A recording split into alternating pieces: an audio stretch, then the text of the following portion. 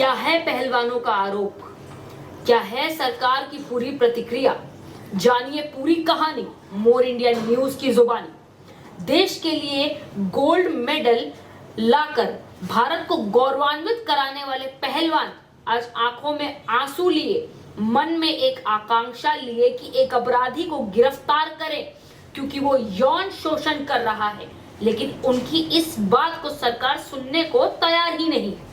दरअसल हम बात कर रहे हैं महिला पहलवान विनेश फोगाट, साक्षी मलिक और संगीता फोगाट की, जिनका आरोप है कि कुश्ती महासंघ के अध्यक्ष ब्रिजभूषण शरण सिंह ने यौन शोषण किया है और 7 लड़कियों के बयान भी दर्ज हो चुके हैं। लेकिन अभी तक ब्रिजभूषण शरण सिंह गिरफ्तार नहीं हुए हैं। उन पर पॉक्सो एक्ट भी लगाया गया है, लेकिन उस पर भी कोई कार्रवाई नहीं हुई। अभी तक इसी रोष के साथ पहलवान आज गंगा में अपने मेडल बहाने तक पहुंच गए। कब और कैसे शुरू हुई ये पहलवानों के आरोप और प्रत्यारोप की कहानी, समझिए। 23 अप्रैल को बजरंग पुनिया, साक्षी मलिक, विनेश और संगीता फोगाट अपने समर्थकों के साथ दिल्ली के जंतर मंतर में पहुंचते हैं और शांतिपूर्ण ढंग से प्रदर्शन करने की अपील करते हैं और हाथ जोड़कर आग्रह करते हैं कि ज्यादा से ज्यादा लोग आए और महिलाओं के सम्मान के लिए हमारा समर्थन करें और ब्रिजभूषण जैसे दरिंदे को गिरफ्तार किया जाए और उसके सारे पदों से इस्तीफा लिया जाए, जिससे वो किसी भी महिला की मजबूरी का फायदा ना उठाए। ब्रिजभूषण शरण सिंह, जो कि उत्तर प्रदेश के कैसरगंज लोकसभा सीट से सांसद है और वो कुश्ती संघ का अध्यक्ष भी है, जिस पर पहलवानों ने आरोप लगाया है और ये भी आरोप लगाया है कि हम उस पर एफआईआर दर्ज करवाने जाते हैं तो पुलिस सुनती नहीं है। देर रात तक मीडिया और लोगों का समर्थन पहलवानों को मिलने लगा। अगले दिन सुबह कांग्रेस पार्टी के महासचिव प्रियंका गांधी वहां पहुंचती हैं और सरकार पर निशाना साधते हुए बेटियों की नहीं हो रही सुरक्षा जैसे आरोप लगाकर वापस चली जाती हैं।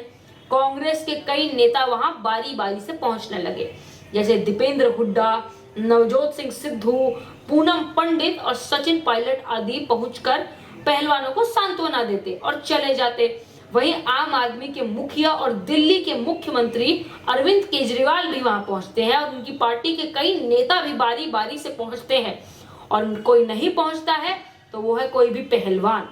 पहलवानों के इस प्रदर्शन में विपक्ष के नेता और किसान नेता राकेश टिकैत और किसानों का कई जत्था वहां आता और चला जाता, मगर कमी थी तो पहलवानों की, उनके समर्थकों की। पहले तो पहलवानों का नेतृत्व कर रहे बजरंग पुनिया, साक्षी मलिक और विनेश फोगाट ये कहते रहे कि इसे राजनीतिक मुद्दा ना बनाए, पर बीते दिनों को देखते हुए वो हर राजनीतिक पार्टियों के नेताओं सहित देश विदेश के हर एथलीट से समर्थन की मांग करते रहे। फिर वो कैंडल मार्च, पद यात्रा जैसी गतिविधियां करने लगे, जिससे उन्हें जनता का समर्थन मिल सके। फिर इसी के साथ साथ वो सांसद का घेराव करने का ऐलान कर देते हैं। वो ऐलान उस दिन जिस दिन संसद का उद्घाटन स्वयं प्रधानमंत्री मोदी करने वाले थे। अब दिल्ली पुलिस के पास बड़ी अड़चनें सामने खड़ी थी। एक तरफ प्रधानमंत्री की सुरक्षा, दूसरी तरफ पहलवानों की जिद कि उन्हें वहां पहुंचकर एक पंचायत करनी है, जिसकी अगुवाई खप पंचायत की महिलाएं करेंगी और वो 28 मई आता है। उधर उद्घाटन की सारी तैयारियां चल रही होती है। इधर पहलवान कूच करने को तैयार होते हैं और पुलिस उन्हें रोकती है, उन्हें मना करती है कि धारा 144 लगी है, आप कानून न तोड़ें, हम अनुमति नहीं दे सकते। पर शांति से प्रदर्शन कर रहे पहलवान और उनके समर्थकों में संसद घेराव की जिद ने उन्हें अंधा कर दिया था और वो शांति को अशांति में बदल देते हैं। पुलिस बैरिकेड को हटाकर या उसे लांघ कर जाने की कोशिश करते हैं।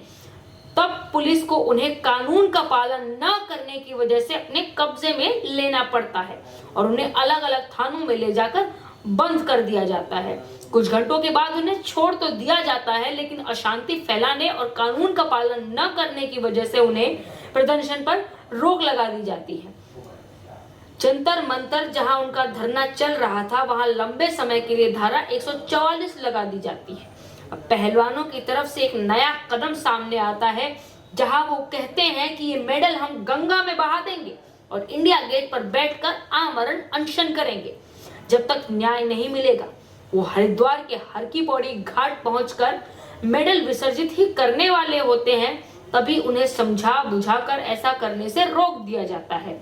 अब वो सरकार को 5 दिन की मोहलत देते हैं कि अगर ब्रिजभूषण शरण सिंह को गिरफ्तार नहीं किया तो ये मेडल हम गंगा में विसर्जित कर देंगे। अब एक पक्ष सरकार और ब्रिजभूषण शरण सिंह का भी है। सरकार कहती है कि जांच चल रही है और ब्रिजभूषण दावा कर रहे हैं कि अगर कुछ भी साबित हो गया तो वो फांसी पर चढ़ जाएंगे। कौन सही है कौन गलत है ये तो समय ही तय करेगा, पर यौन शोषण जैसा जघन्य अपराध निंदनीय है। महिलाओं का सम्मान ही हमारा परम कर्तव्य होना चाहिए। सरकार को ये सुनिश्चित करना चाहिए कि अपराधियों को कड़ी से कड़ी सजा मिले। मैं हूं श्रेया चतुर्वेदी और आप देख रहे हैं मोर इंडिया न्यूज, खबर जो सच का आईना दिखाए।